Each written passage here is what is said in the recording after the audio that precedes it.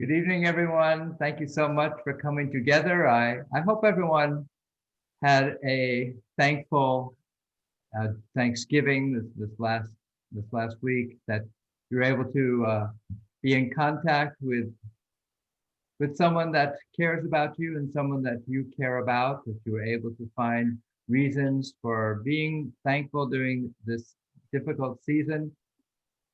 I'm very thankful that we can all come together and regather and immerse ourselves in the wisdom of Torah, which consists not only of the words that are written on the pages before us, but also our words that are written in our hearts and the deeds that we perform in our lives. So we are in Parshat Vayishlach, which is chapter 32 of the book of Genesis, begins with verse 4, chapter 32, verse 4. We'll also, during the course of our discussion, have an opportunity just to kind of remind ourselves what happened last week in the portion that we did not gather together to study together. And so in just a moment, I'll invite everyone to go ahead and unmute yourselves. Together we'll say our blessing for the opportunity of reading and sharing with one another matters and words and deeds and hearts of Torah. And then we'll share in the reading of the English translation. And then I'll share with you a little focused study. And then we'll have an opportunity for all of us to share with one another our particular unique insights into this week's Torah portion. So I invite everyone to go ahead and unmute, and then together we can say our blessing for the opportunity of immersing ourselves in words of Torah. We say our blessing. Baruch Adonai Eloheinu melech haolam, haolam asher kiddushanu mitzvotav v'tzivanu la'asot divrei Torah. Thank you, God, for this opportunity of regathering and immersing ourselves in words and deeds and wisdom of Torah. Once again, we're on chapter 32 of the book of Genesis, beginning with verse 4. I'll invite everyone to once again mute, and then I'll read a few verses, and then I'll invite others to take turns in reading verses as well. So chapter 32, verse 4.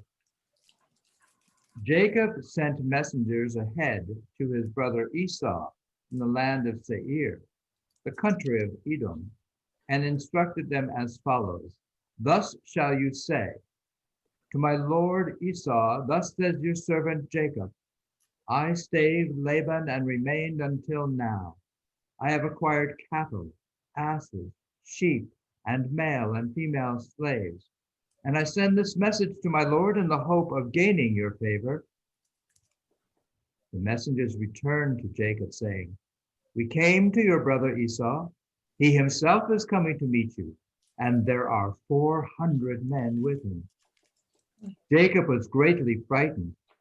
In his anxiety, he divided the people with him and the flocks and herds of camels into two camps, thinking, Esau comes to one camp and attacks it, the other camp may yet escape. We're now on verse 10 of chapter 32. And Richard, would you like to read a little bit beginning there? Yes, thank you.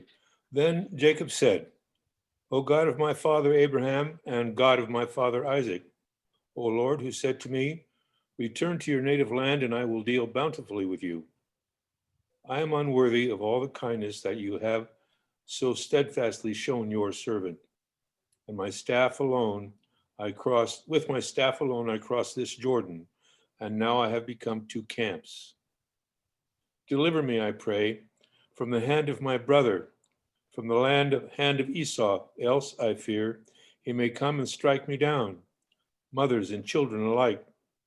Yet you have said, I will deal bountifully with you and make your offspring as the sands of the sea, which are too numerous to count. After spending the night there, he selected from what was at hand these presents for his brother Esau: 200 she-goats and 20 he-goats, 200 ewes and 20 rams, 30 milch camels with their colts, 40 cows and 10 bulls 20 she-asses and 10 he-asses.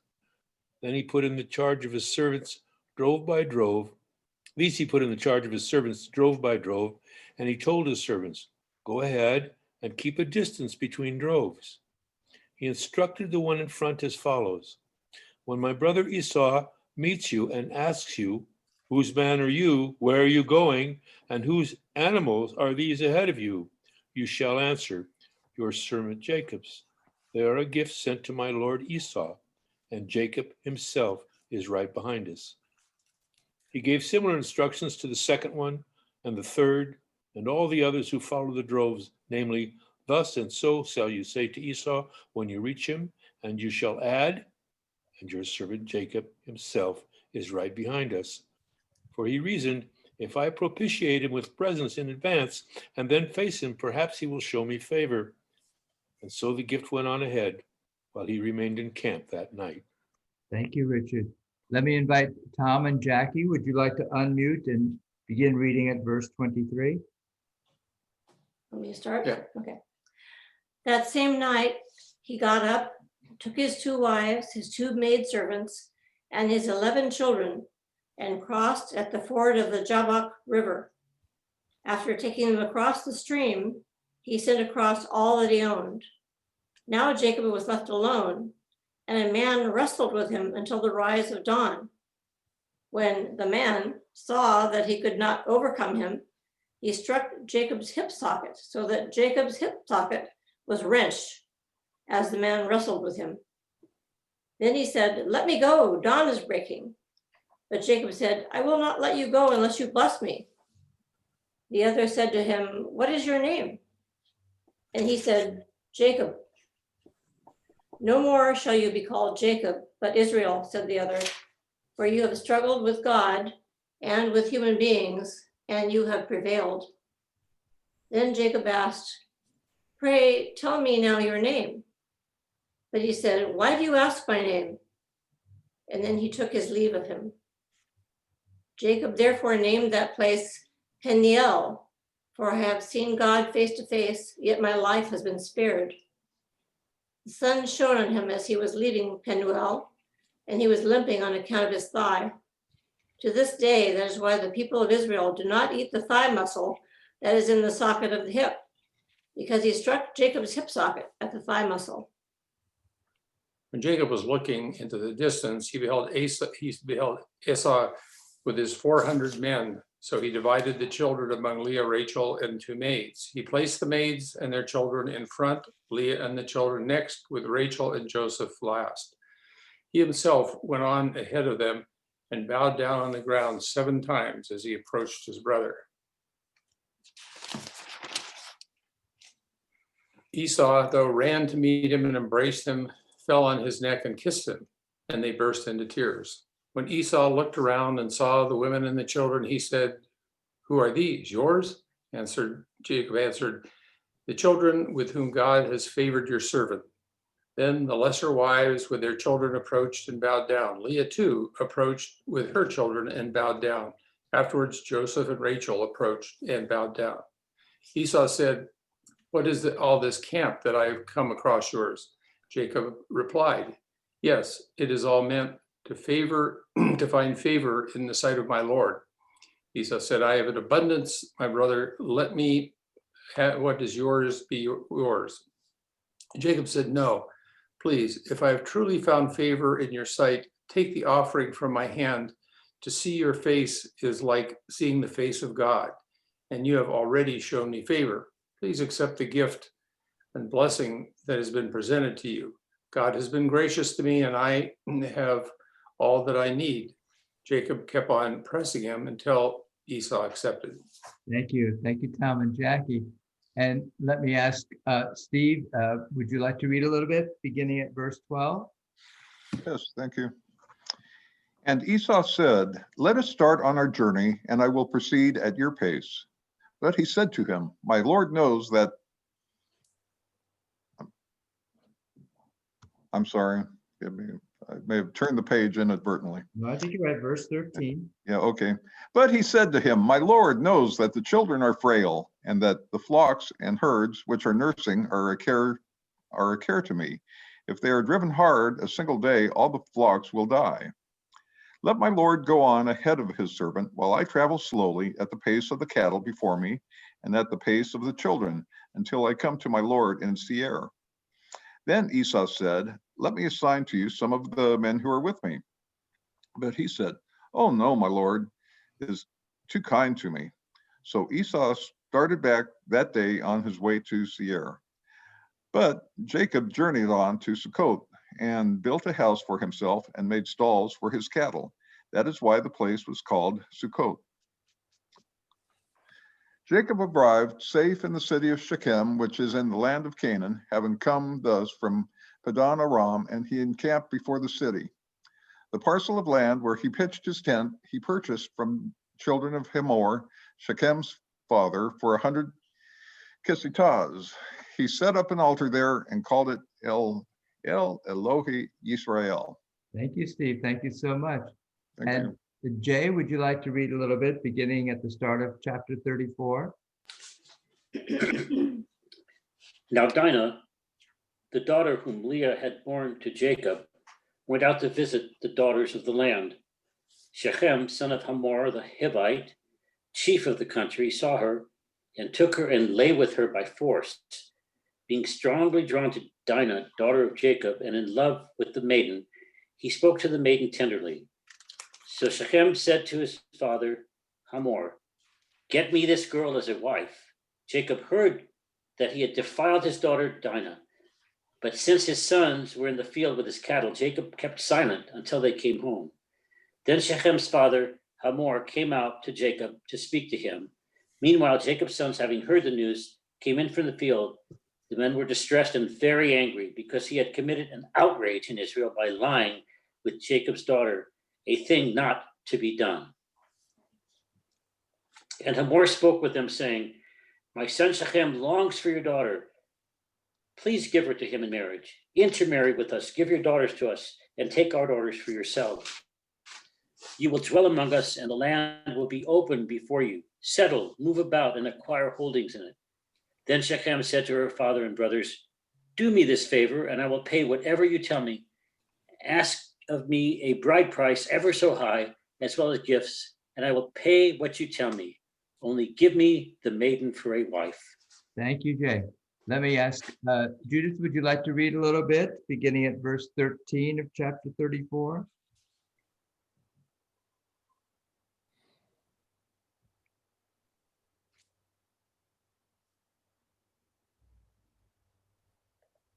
Sorry, were you talking? Yes, Judith, would you like to read? Yeah, I'm sorry. Let me pass for right now. Okay, that's right. That's fine. Let me ask, Margot, would you like to read Sure. beginning at chapter 34, Sure. verse 13? Sure. Jacob's sons answered Shechem and his father Hamor, speaking with guile because he had defiled their sister Dinah, and said to them, we cannot do this thing to give our sister to a man who is uncircumcised, for that is a disgrace among us. Only on this condition will we agree with you, that you will become like us in every male, and every male among you, among you is circumcised. Then we will give our daughters to you and take your daughters to ourselves, and we will dwell among you and become as kindred, as one kindred. But if you will not listen to us and become circumcised, we will take our daughter and go. Their words pleased Hamor and Hamor's son Shechem. And the youth lost no time in doing the thing, for he wanted Jacob's daughter.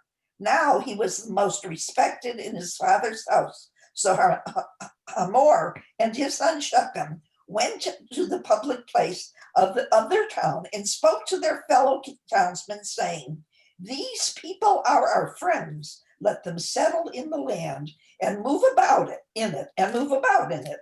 For the land is large enough for them, and we will take their daughters to ourselves as wives and give our daughters to them.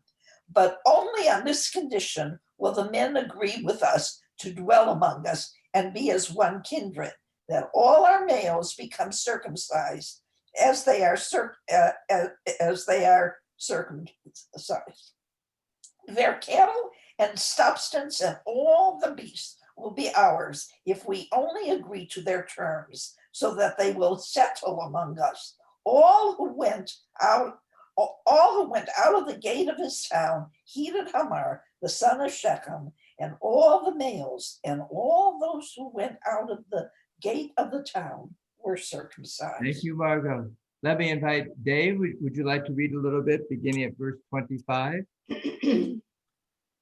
On the third day, when they were in pain, Simeon and Levi, two of Jacob's sons, brothers of Dinah, took each his sword and came upon the city unmolested and slew all the males.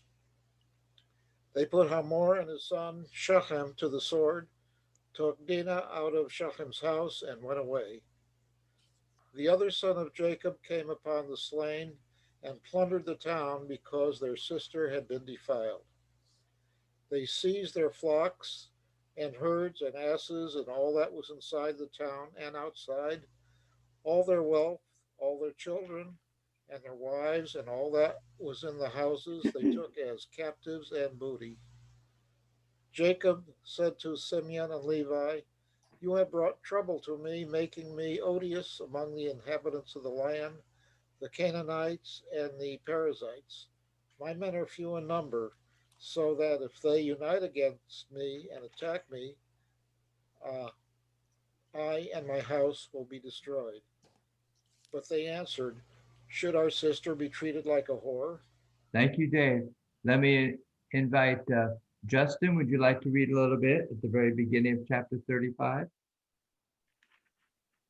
And God said to Jacob, "Arise and go up to Bethel and abide there and make there an altar to the God who appeared to you when you fled from your brother Esau." Thereupon Jacob said to his household and to all those who were with him, "Remove the deities of the foreign nations which are in your midst, purify yourselves, and change your clothes. And we will arise and go up to Bethel, and I will make an altar to the God who answered me on the day of my distress and was with me on the way that I went." And they gave Jacob all the deities of the nations that were in their possession and the earrings that were in their ears. And Jacob hid them under the terebinth that was near Shechem. Then they traveled, and the fear of God was upon the cities that were around them, so that they did not pursue Jacob's sons. And Jacob came to Luz, which is in the land of Canaan, that is Bethel, he and all the people who were with him. He built there an altar, and he called the place Bethel, El Bethel, for there God had been revealed to him when he fled from before his brother Esau. And Deborah, Rebekah's nurse, died, and she was buried beneath Bethel, beneath the plain. And so he named it Alon Bakut. And God appeared again to Jacob when he came from Padam Aram, and he blessed him. God said to him, "Your name is Jacob. Your name shall no longer be called Jacob, but Israel shall be your name." And he named him Israel. And God said to him, "I am the Almighty God. Be fruitful and multiply. A nation and a multitude of nations shall come into existence from you, and kings shall come forth from your loins. And the land that I gave to Abraham and to Isaac, I will give to you, and to your seed after you will I give the land." Thank you so much, Justin. Let me ask Susan and David, would you like to read a little bit, beginning at verse 13?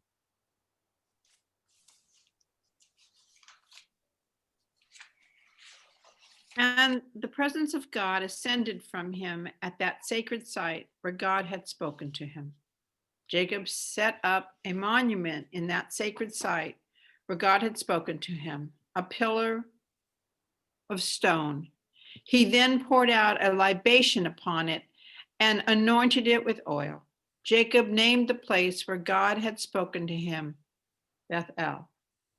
They then journeyed from Bethel, and there was still some ground to cover before reaching Ephrath, when Rachel went into labor, and her labor was difficult. And as her labor was difficult for her, the midwife said to her, "Don't be afraid. This one too will be a son for you." And as her life was leaving her, for she was dying, she named him Ben-Oni, but his father called him Benjamin. Rachel died and was buried on the road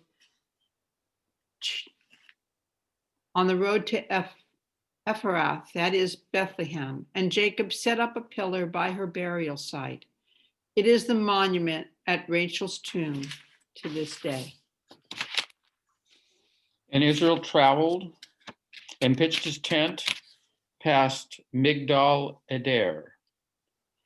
And it was when Israel was tenting in that land, and Reuben went and lay with Bilhah, his father's concubine, and Israel heard. And Jacob's sons were 12.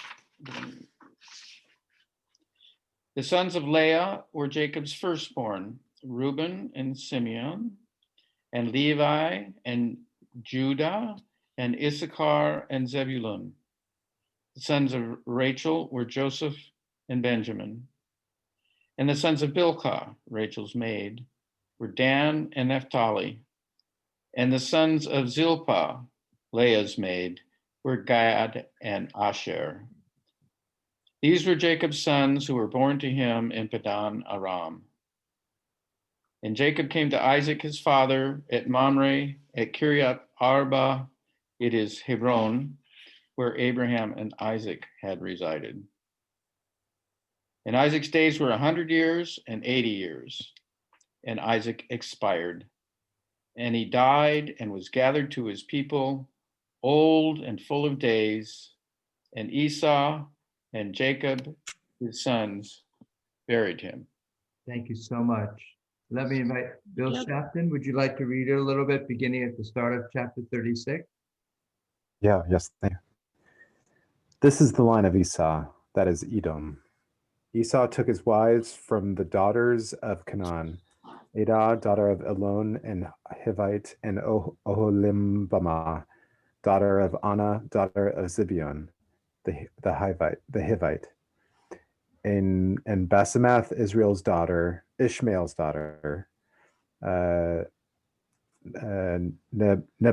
Nebaioth's sister.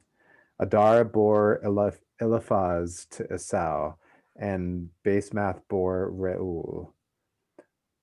Oholibama bore Jeush, Jalam, and Korah. These are the sons of Esau, born to him in the land of Canaan. Esau took his wives and sons and all the people of his household, his livestock, his cattle, and all his possessions acquired in the land of Canaan, and went to another region because of his brother Jacob, for their wealth was too abundant for them to dwell together. The land where they were staying could not support them both because of their livestock. So Esau settled in the hill country of Seir. Esau is also called Edom. This then is the line of Esau, progenitor of Edomites, of the hill country of Seir. These are the names of Esau's sons: Eliphaz, son of Adah, Esau's wife; Reuel, son of Basemath, Esau's wife. The son of Eliphaz were Teman, Omar, Zepho, Gatam, and Kenaz. Timnah was a concubine of Eliphaz, Esau's son. She bore Amalek to Eliphaz. These were the descendants of Adah, Esau's wife. And these are the sons of Reuel: Nahath, Zerah, Shema, and Mizah. They were the descendants of Basemath, Esau's wife. And these were the sons of Oholibamah, daughter of Anna, daughter of Zibeon, Esau's wife. She bore Jeush, Jalam, and Korah to Esau. Thank you, These, Bill. I'll read a okay. little bit. Thank you so much. These are the clans of the children of Esau, the descendants of Esau's firstborn Eliphaz. The clans Timan, Omar, Zepho, Kenaz, Korah, Gatam, and Amalek. These are the clans of Eliphaz in the land of Edom. Those are the descendants of Ada, and these are the descendants of Esau's son Reuel, the clans Naha, Zerah, Shammah, and Mizah. These are the clans of Reuel in the land of Edom. Those are the descendants of Esau's wife Basma, and these are the descendants of Esau's wife Oholibamah, the clans Jeush, Jalam, and Korah. These are the clans of Esau's wife Oholibamah, the daughter of Anna. Were the sons of Esau, that is Edom, and those are their clans. These were the sons of Seir, the Horite, who were settled in the land: Lotan, Shobal, Zibeon, Anna, Dishan, Ezer, and Dishan. Those are the clans of the Horites, the descendants of Seir in the land of Edom. The sons of Lotan were Hori and Himam, and Lotan's sister was Timnah. The sons of Shobal were these: Alvan, Manachah, Ebal, Shepho, and Onam. The sons of Zibeon were these: Aya and Anna. That was the Anna who discovered the hot springs in the wilderness while pasturing the asses of his father Zibeon. The children of Anna were these: Dishan and Anna's daughter Oholibamah. The sons of Dishan were these: Hemdan, Eshban, Ethron, and Sharon. The sons of Ezer were these: Bilhan, Zaavan, and Achan. And the sons of Dishan were these: Uz and Aram. These are the clans of the Horites, the clans Lotan, Shobal, Zibeon, and Anna, Dishan, Ezer, and Dishan. Those are the clans of the Horites, clan by clan, in the land of Seir. These are the kings who reigned in the land of Edom before any king reigned over the Israelites. Bela, son of Beor, reigned in Edom, and the name of his city was Dinhabah. When Bela died, Jobab, son of Zerah from Bozrah, succeeded him as king. When Jobab died, Husham of the land of the Temanites succeeded him as king. When Husham died, Hadad, son of Bedad, who defeated the Midianites in the country of Moab, succeeded him as king. The name of his city was Avith. When Hadad died, Samlah of Masrekah succeeded him as king. When Samlah died, Saul of Rehoboth on the river succeeded him as king. When Saul died, Baal Hanan, son of Achbor, succeeded him as king. And when Baal Hanan, son of Achbor, died, Hadar succeeded him as king. The name of his city was Pau, and his wife's name was Mechitabel, the daughter of Matra, daughter of Mezrahab. These are the names of the clans of Esau, each with its families and locality, name by name. The clans Timnah, Alva, Jetheth, Oholibamah, Elah, Pinon, Kenaz, Teman, Mibzar, Magdiel, and Iram. Those are the clans of Edom, that is of Esau, father of the Edomites, by their settlements in the land which they hold. That's our entire Torah portion of the week. Yasher Koach, everyone, for joining in and reading and sharing and this rich bit of literature. It's a rich story, and I'd just like to provide you with a little bit of a focus study, and then we'll open it up for all to share their particular insights and thoughts about this week's Torah portion. For those that have a copy of the study sheet, I'd like to begin by focusing on the graphic that I presented, which is a painting by an artist named Jack Baumgartner. Now, Jack Baumgartner, who did this painting called Jacob Wrestling with God, Jack Baumgartner lives, I believe it's in Kansas. He's a Christian artist, and he's also a farmer. And in fact, he considers his farming to be an intrinsic part of his artistic creativity. So it's a very powerful painting that he's provided of this Jacob wrestling with God, as he calls it, these two figures that are so intimately and physically intertwined with one another, grappling with one another. And I'd like to share with you a little bit about Jack Baumgartner's own commentary on this work of his. He says, in the painting of Jacob, there is meaning that I intended to place there, and there is meaning that emerges as I work, often pointed out by an outside observer. Both are placed there in faith, and both are discovered again in faith. I don't know what Jacob was thinking, but I know I wish I had the guts to engage my God with such an intertwined closeness. I despise the distance of religion. I use that distance to keep myself safe in this life, but at what cost? To me, it's fascinating that Jack Baumgartner, who approaches his whole life and certainly his artistic work through what we would call a religious lens, a lens of faith, here talks about despising the distance of religion. I wonder what he means by that. I mean, one possibility is that religion can be seen as the forms by which we seek to imbue our life with a sense of spirituality, by which we seek to live a life of faith. And perhaps he's reacting to this notion that sometimes those forms keep me from experiencing the intimacy that he captures in this painting of this encounter between Jacob and God. Indeed, Jacob himself is this incredible figure that for those of us who seek to have some kind of spiritual experiences, we might feel great envy of Jacob. Here's this character who leaves home at a relatively young age, and as soon as he leaves home, he has this incredible dream, which is what was in last week's Torah portion, of the ladder that goes up to heaven with angels going up and coming down, and then God standing by him on the ladder. And then Jacob wakes up from the dream and says, wow, it's amazing. God is in this place. And I didn't even realize it. This amazing experience of revelation and spiritual encounter that Jacob has. And here again in this week's Torah portion, once again, Jacob has this extraordinary encounter.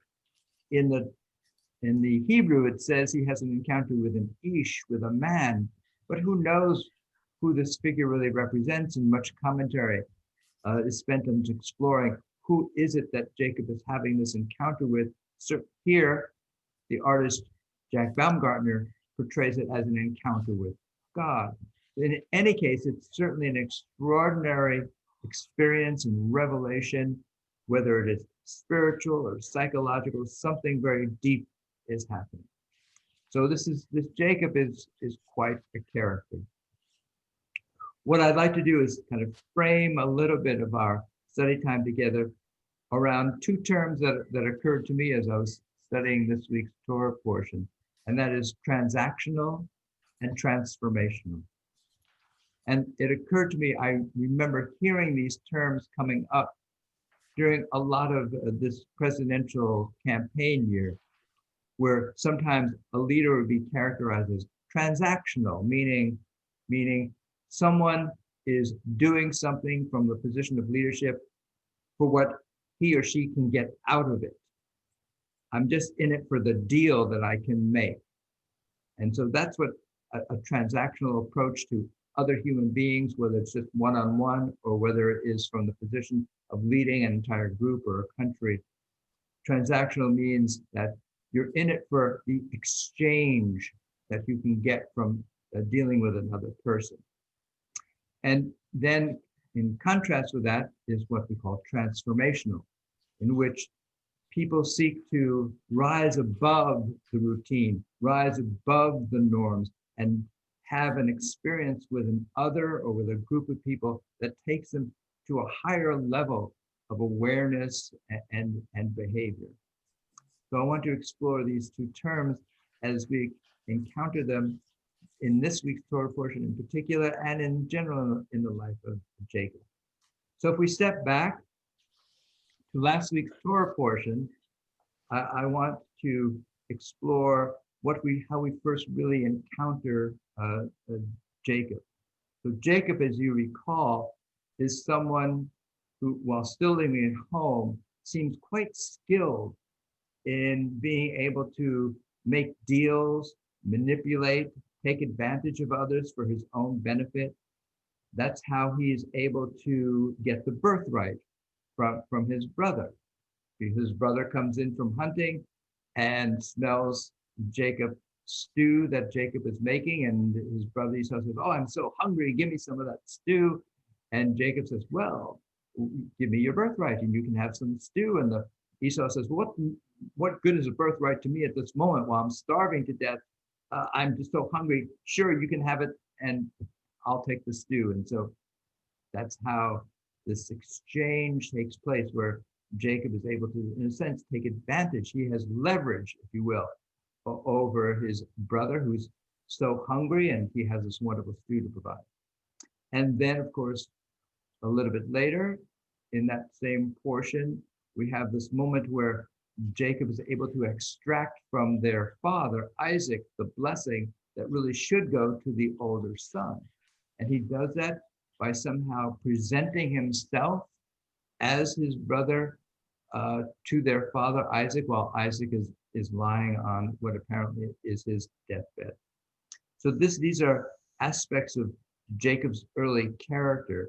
And then as soon as he leaves home, he has this extraordinary experience, this dream that we mentioned about the ladder with the angels going up and going down. And he wakes up, and not only does he say, "This is amazing, God was in this place, I didn't expect that."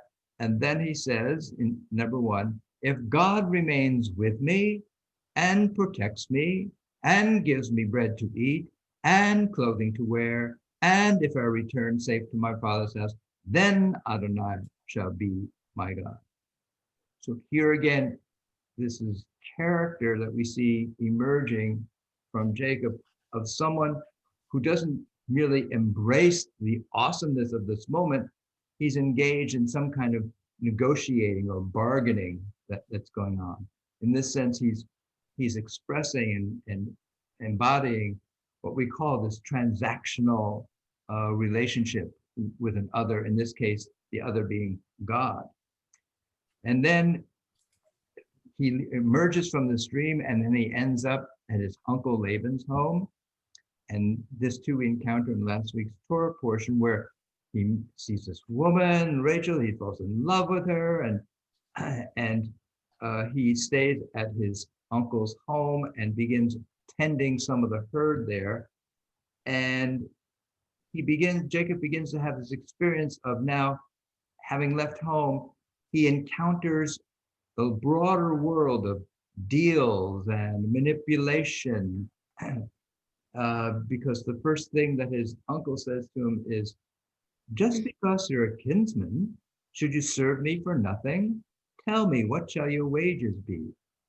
So here is Jacob now learning, in the outside world, just because you're part of family, doesn't mean that you should just go out and help take care of the herd and contribute to the welfare and enrichment of the family. No, you're supposed to get paid for what you do. So he's now learning this is the way the larger world works as well.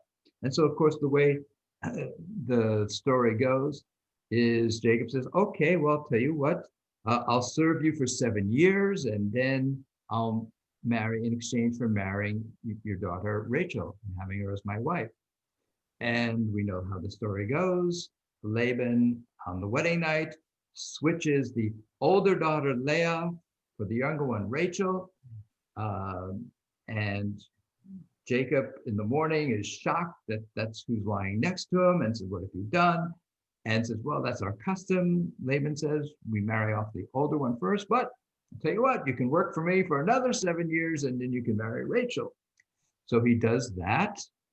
And then at the very end of this relationship,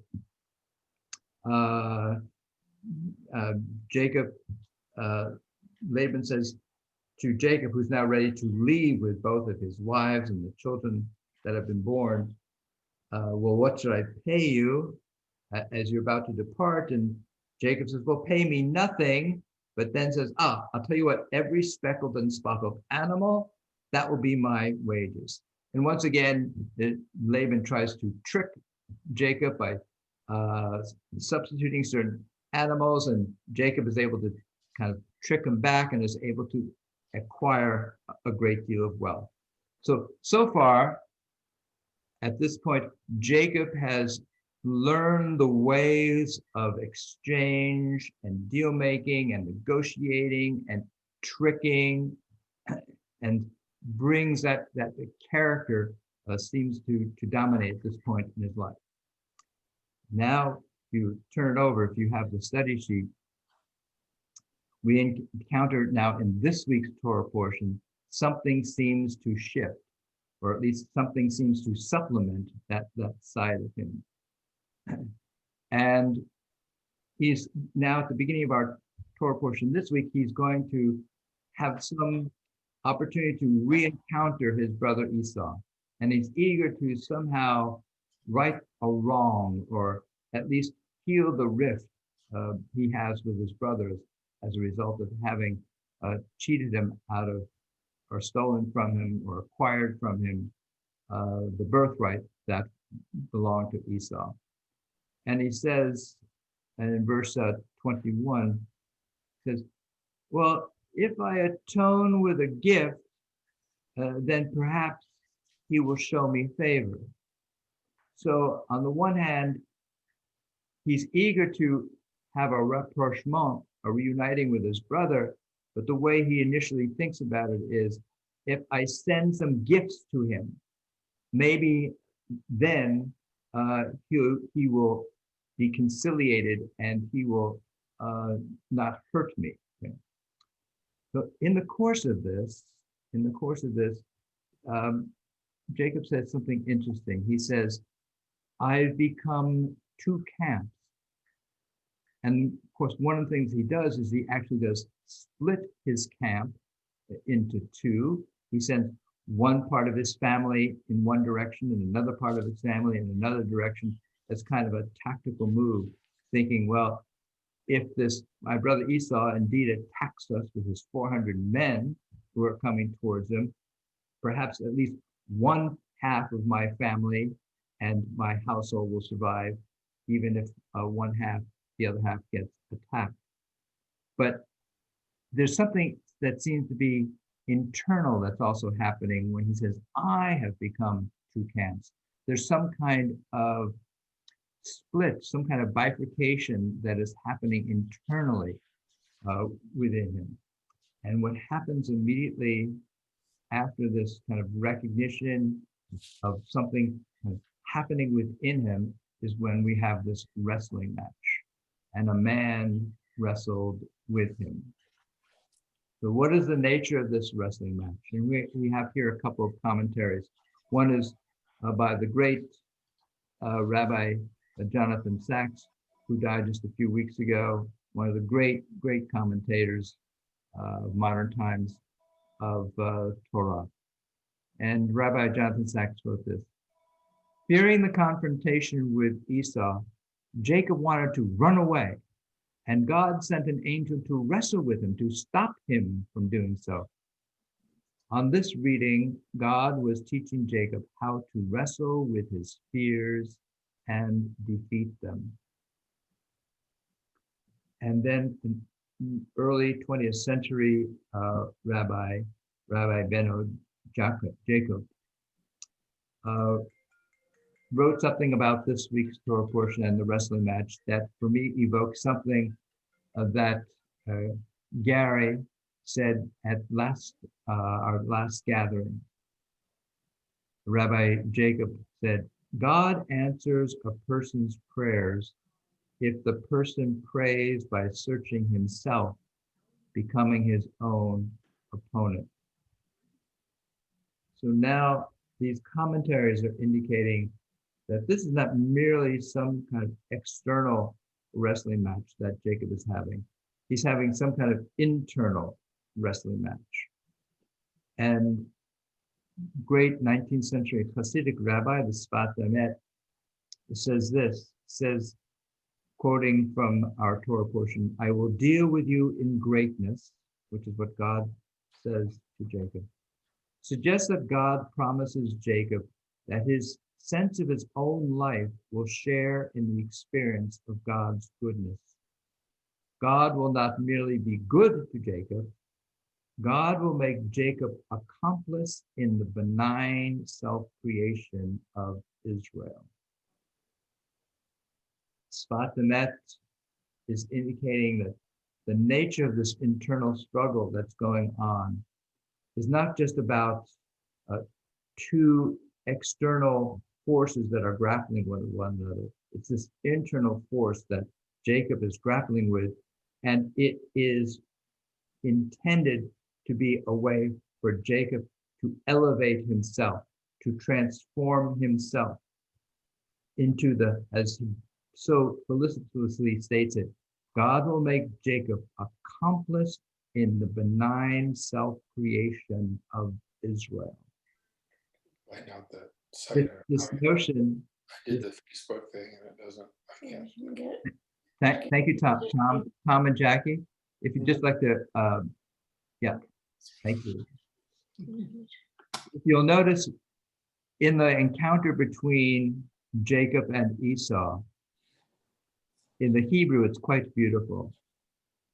Jacob offers to Esau, he says, accept birchati, which is accept my blessing. What Jacob is offering, very specifically in the Hebrew, is that which he had taken from away from Esau, a blessing. And this is, he seeks to restore literally what he had taken from Esau. And when he says that in the very same verse that he says, take my blessing, Jacob says this remarkable thing. Esau had just said, oh, please, I don't need anything. I have a lot. Rav, he says, I have a lot. Jacob says, please take this blessing. I have all. I have everything. There's some way in which this replacement, this restoration of what he had taken from Esau now restores everything to Jacob. He now is complete as a result of his having restored and made this kind of compensation back to his brother. So we go back to this dream that Jacob had in last week's Torah portion, and we look at what God had said to Jacob when Jacob awoke from this dream, how this whole journey, if you will, began. God said, remember, I am with you. I will protect you wherever you go and will bring you back to this land. I will not leave you until I've done all that I've promised you. So there is this divine modeling, if you will, of what relationships are supposed to be about. It's not just this give and take, this exchange. It's the sense of, I'm with you. I'm going with you. And I won't leave you. I'll accompany you. And that is hopefully something that Jacob will learn to kind of balance out his almost instinctual sense and learned sense of having transactional relationships with others, that there's another way to relate to others. And the glory, of course, of the conclusion of the wrestling match is God says, no longer will your name be Jacob, but Israel, for you have struggled with beings both divine and human, and you've prevailed. In other words, you've had this encounter, you've had this intense wrestling, you've had this struggle, and then you emerge from it, and you have prevailed, and you have transformed yourself as a result, and thus you have a new name. Of course, we've read ahead, haven't we? We've read this whole storyline before. We know that the name Jacob will come up again and again. In fact, it comes up in this week's Torah portion, immediately after this wrestling match, immediately after this beautiful resolution of, you have a new name now. It's Israel. You're no longer going to be called Jacob. So we know that there's this reversion to Jacob, and sometimes there is this ascension back to fulfilling the name Israel, and a reversion back to Jacob, and it goes back and forth this way. So in Hasidic literature, there is this dynamic called ratzo v'shov, which means a running and returning. There is this desire that we have to transcend our current state, to elevate ourselves, to run away from this self that we currently are. And then there is this counterposing dynamic of shov, of returning back into oneself. And in the Hasidic psychology, spiritual psychology, this is a good thing, to have this dynamic of transcendence and reintegration. Transcendence and reintegration.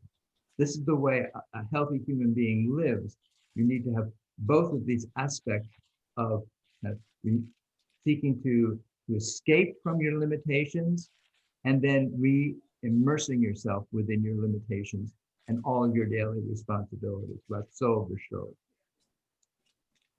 So we return to these notions about transactional and transformational. And the truth is, at least the way I see it, is that both are important. You need to know how to make certain things happen. You can't operate totally on a transformational level with other human beings. Sometimes you just need to know, okay, how are we going to deliver 200 million doses of vaccine? That requires a matter of execution, certain technical and logistical skills to be able to do that. It doesn't require transformational aspects of necessarily of one's behavior. Sometimes you just need to know, oh, it snowed last night.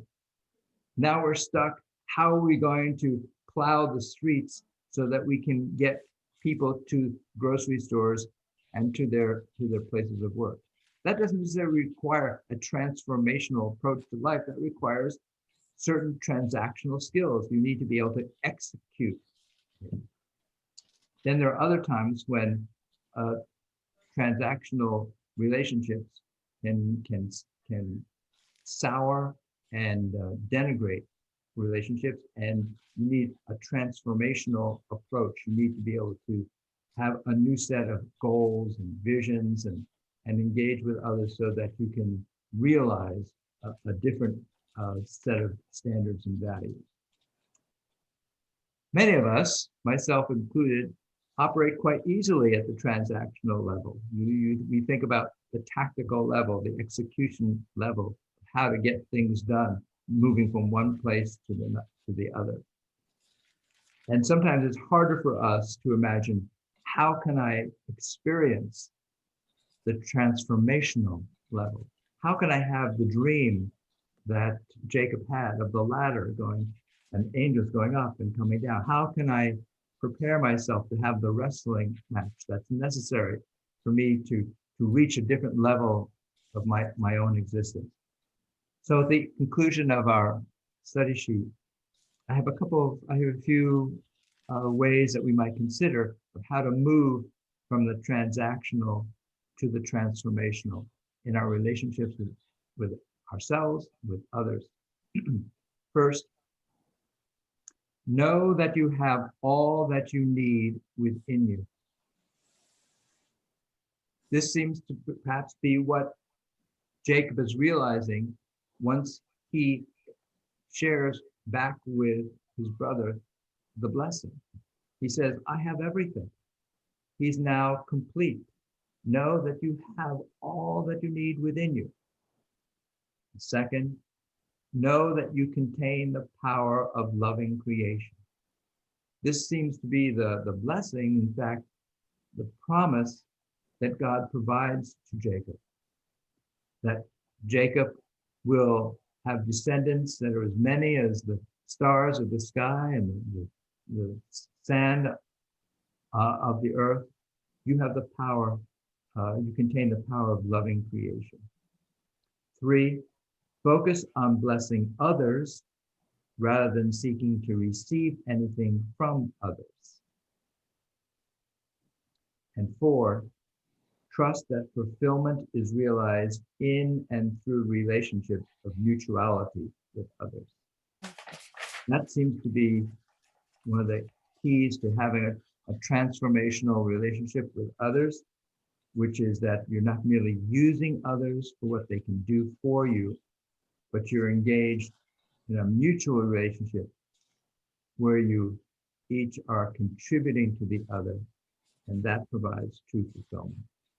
So with that, let me invite everyone to share with me and with one another particular insights, thoughts, provocations that you have from this week's Torah portion.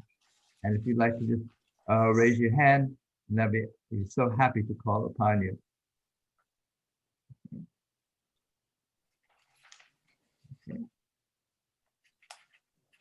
Okay, Susan, would you like to unmute and share with us? Well, as you were talking about transactional and transformational, in relationship to my life, I find that when I do something that I think of as transactional, taking care of business, doing what needs to be done, like shoveling the snow, it sometimes becomes transformational. That's lovely. Can you tell us a little bit more about that process?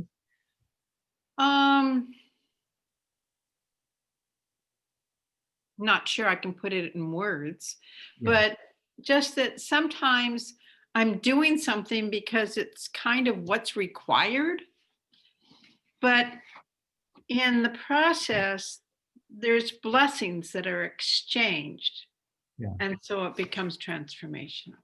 Yeah, that is beautiful. And we do have this notion that certainly within that, it's expressed very beautifully within the Hasidic tradition, that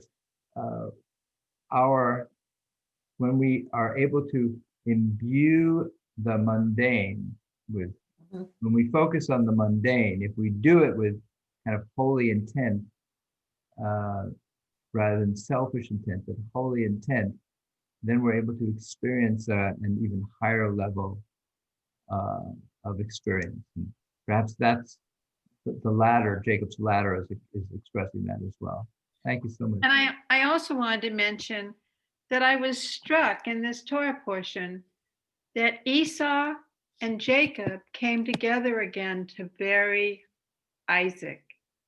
And that when Rebecca's nurse died, there was a monument erected. And when Rachel died, and I'm reminded about how important it is, just like when Ishmael and Isaac buried Benjamin, and when Abraham purchased the cave, how much honor and respect we show for those that have come before us. Beautiful. Thank you. All right. And others? Yeah, Richard. Thank you. Well, I like your comment about doing things that are just like doing the dishes or whatever it is that automatically come and you're there and it's transformational. This may sound obtuse, but it's true. I have the same feeling cleaning the stall for the horses. And sometimes when I go out in the yard, it tells you what it needs. And it tells you, and suddenly you're just going through without intent. There's no intent involved. It's that you've released any ego. It's very Zen. And I'm struck by this business of when the boys were struggling in their mother's womb. And Esau, who here, we get his whole lineage for hundreds of years going forward. He's a very important person. And who is he? He's a man of the earth. And it's transactional in the earth. You know, you got to get food and you got to get clothing, you got to get shelter. And sometimes you're a little sly and sometimes you're helpful and do something mutual. But then there's this other piece of us. We have, I read, 2 souls, 2 nephesh. And this is what Jacob is wrestling with. And there's a footnote in here somewhere that says that after that happens, there are 34 or 42 places when he's called Israel and 34 when he's called Jacob. And it has to do with he's transacting and when he's in the spiritual mode. And this is for all of us. It's God comes through everybody there, and you have that capacity to do exactly as you say here in number 4. If you can get there, it just as automatically comes out of you. And that's what I got out of today's portion. Well, it's beautiful, Richard, and thank you for mentioning about the concluding part of this week's Torah portion. It's like, I think it's about 43 verses, Yes. all about Esau's lineage, and include some characters that are not going to be too nice later on. We have Korah, we have Amalek, and so we might think, why are we giving so much airtime, so much ink to this family that's going to produce all these troublemakers for us? Why do you think that is, Rich? Why do you think so much acknowledgement is given to this part of the family? Foreshadowing. What's that? Foreshadowing. Foreshadowing. Well, this isn't Eden we're in here. I mean, this is life. And it's rough and tumble, and there are bad guys and good guys, and you have to find some way to accommodate to get some kind of wisdom out of this without going totally nuts. And you know that my enemy is my friend because he keeps me aligned with my spirit, And so to speak. And also these characters, although they're named here like Amalek and Korah, at this point they haven't done anything yet. That'll come later in the story, right? Right. So there's about we're gonna honor people. We're gonna honor people, and then they're gonna make their choices. But at this point, we're gonna honor people. So, well, whoever wrote this, I felt when I read that was like he's telling us, or she's telling us, or they're telling us that this is really important. This guy's got a nation, and several nations came out of him. And yeah, there's going to be wars, and there's going to be pandemics, and there's going to be all that stuff. And as Rabbi says, you're going to need to be transactional to get those freezers to go down to 94 degrees and get on a plane and go somewhere and check out the supply line. And at the same time, you got to not just get vitriolic about the people who got this mess going for us. That's an opportunity too, to stand back and breathe and move forward. So we need both pieces of ourselves. We need both pieces of ourselves. And what occurs to me is that one of the lessons that we see throughout Torah is there can be a malady of having excess spirituality as much as having a malady of deficiency in spirituality. You can have a malady of excess transactionalism, if you will, and there can also be a malady of having excess transformationalism, if you will, and that we need both. We need, and so maybe that's why also, as you say, attention is given to all these characters that may be some trouble for us. But we're going to honor all of that. We're going to honor all aspects of life. We're going to remind ourselves that somehow a healthy human being is someone who is constantly engaged in this tug between the transactional and the transformational that we need. I think God has a very tough job. Well, let me ask this. I believe that Bill Shafton has a way he'd like to have us conclude this study session with a bit of music. Bill? Good. Well, I'm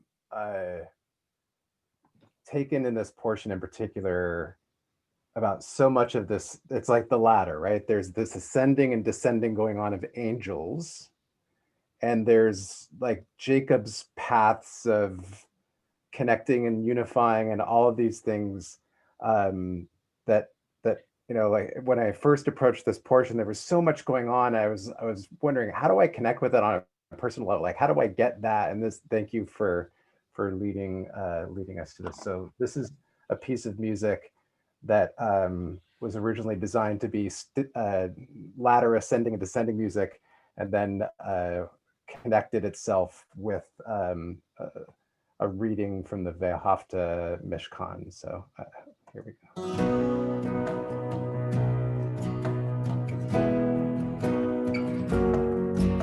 When justice burns like a flaming fire, when love evokes a willing sacrifice to the last full measure of selfless devotion, righteousness and truth, we believe.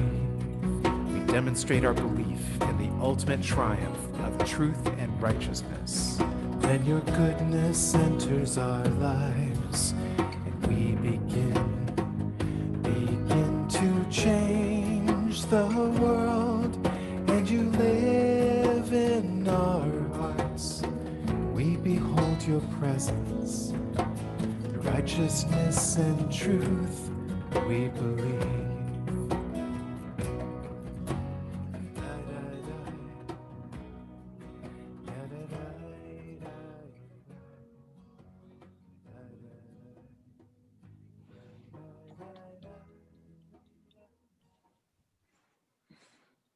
Thank you so much, Bill. That's I'm so grateful for the creativity that you bring to our sessions, and thank you so much for rendering it into a beautiful musical piece. I hope all of you enter into the holiday of Hanukkah with a sense of renewed hope and a realization that it is we who light the candles and bring light into this world. Look forward to seeing all of you next week. Thank you all very much for coming together. Bill, how is your son doing Yes, at everyone. school? Is he still at? Thank you very much, everyone. Thank you. Be well, everyone. Thank you. Okay. Bill, how is your son doing? Okay, good. Okay.